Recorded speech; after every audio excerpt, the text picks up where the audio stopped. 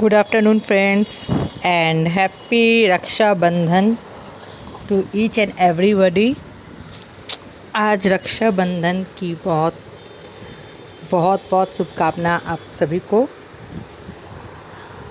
आज मैं आपको एक बात शेयर करना चाहूँगी। ये एक मोटिवेशन से बोल सकते हो। ये उन लोगों के लिए मोटिवेशन होगा जो लोग दूसरे की मेहनत पे अपना अधिकार जमाते हैं। जैसे एक कहानी के रूप में बताती हूँ। ये एक आदमी था, मछली पकड़ रहा था। तो वो मछली पकड़ रहा था, वो गरीब इंसान मछली पकड़ रहा था अपने परिवार के लिए और अपने लिए पेट भरने के लिए। एक उससे थोड़ा शक्तिशाली इंसान आ करके उसकी मेहनत को अपने पास ले लिया। मीन्स वो सारे मछली लेके चला गया।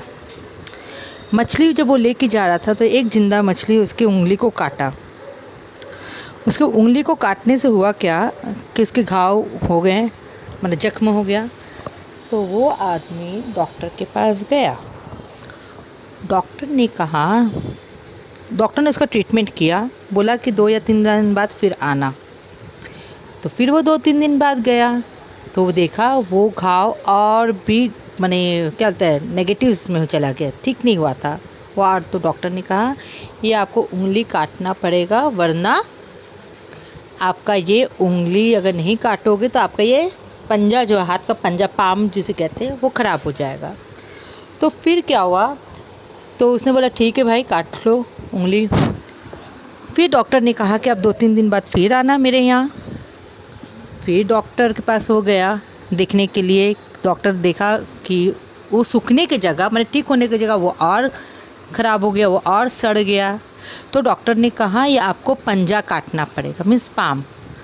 तो नहीं तो आपका ये हाथ काटना पड़ेगा, मीन्स फोर आर्म के एल्बो से नीचे काटना पड़ जाएगा। तो उसने कहा ठीक है भाई कर दो। तो डॉक्टर को लगा कि चलो अब तो ठीक हो ही जाएगा ये चीज़। उसने फिर कहा कि 2-3 दिन बाद फिर आना। फिर देखा वो और भी सड़ रहा है उसके उस अंग। तो उसको एल्बो तक काटना पड़ गया, वो हाथ को निकालना पड़ गया, वरना वो पूरा हाथ ख़राब हो जाएगा। डॉक्टर ने कहा ठीक है 5 दिन बाद फिर आना, क्योंकि डॉक्टर चेष्टा किए जा रहा था, उसको हर तरह का ट्रीटमेंट, दवाई, ये आदमी अपना केयर कर रहा था, फिर भी नहीं हो रहा था। फिर वो जब गया हाथ दिखाने तो देखता है डॉक्टर कि वो एल्बो का जो ऊपरी भाग है वो और सड़ चुका था, एक अजीब सा बदबू हो रहा था। फिर उसके बाद डॉक्टर ने कहा भाई ये तो तुझे काटना ही पड़ेगा, वरना तेरे तो पूरा ये हाथ सड़ जाएगा, माने यहाँ से शोल्डर से निकालना ही पड़ेगा। तो हुआ क्या, इस समय उस इंसान के साथ उसका दोस्त गया था। उसने पूछा कि भाई तूने कुछ ऐसा किया तो नहीं किसी के साथ कि जो तेरे साथ ये हो रहा है? तो उसने कहा नहीं मैं तो किसी को कोई तकलीफ़ नहीं दिया। तो उसके दोस्त ने पूछा तब तेरे को ये उंगली में कटा कैसे, ये पहले बतला। तो उसने बोला कि मैं एक इंसान ना अपने परिवार के लिए मछली पकड़ रहा था और मैं उसकी मेहनत में जा कर के मैं उसके सारे मछली को ले लिया, और उसी समय जब मैं मछली लेके आया तो वो मछली ने मेरे को काटा, और उसके बाद से ये सब होना स्टार्ट हुआ। तो उसके दोस्त ने कहा कि भाई तू जा जिस इंसान का तू अधिकार लिया है, जिसका हक लिया है, ये मछली जिसका था, उस मछली वाले के पास जा, उससे माफ़ी मांग, शायद उसकी बद्दुआ तेरे को लग रही है। तो वो गया, उस इंसान को खोजा, उसको जाके माफ़ी मांगा, और वो बोला भाई मैं तेरा मछली, इसका मतलब ये तो नहीं कि तू मुझे बद्दुआ दिया या कोई जादू टोना किया। तो वो आदमी बेचारा बोलता है कि नहीं मैंने आपको कोई बद्दुआ नहीं दिया, मैंने सिर्फ मेरे भगवान को बोला, भगवान इसने जिस तरह से मुझे अपना शक्ति दिखा के मेरे मेहनत को ले लिया है ना, आप भी इसको अपना शक्ति दिखा दो, इसको पता चले कि दूसरे की मेहनत पे कभी अपना शक्ति नहीं दिखाना चाहिए।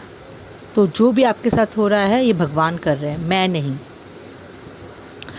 तो उसने भगवान से माफ़ी मांगा, ये इंसान से माफ़ी मांगा, और अपनी गलतियों को समझा कि उसने क्या किया। इससे आपको माने इसका भावार्थ यही मिलता है, शिक्षा यही मिलता है कि हमें किसी की भी मेहनत में अपना अधिकार नहीं जमाना चाहिए कि यार मेहनत कोई और किया और मस्ती हम लोग करें, इस तरह का। तो ये बोलने का इसलिए ये था ज़रूरी क्योंकि आजकल के युग में ना इंसान लोग ज़्यादा ऐसे ही होते हैं कि कोई दूसरे मेहनत करते हैं भैया और मस्ती वो खुद ले लेता है। तो इंसान का मार ज़्यादा देरी नहीं लगता, लेकिन जब भगवान का मार लगता है ना तो मार नहीं, वो पूरी गयो। तो इसलिए आप सभी को एक ही चीज़ बोलूँगी, काइंडली किसी के मेहनत पे अपना अधिकार मत जमाओ। अगर कोई मेहनत करता है अपने काम के तो उसके मेहनत को भी थोड़ा अप्रिशिएट किया करो, छीनो मत, मांग लिया करो। मांगने में कोई शर्म नहीं होता, छीनने में भगवान भी किसी को छोड़ता नहीं है।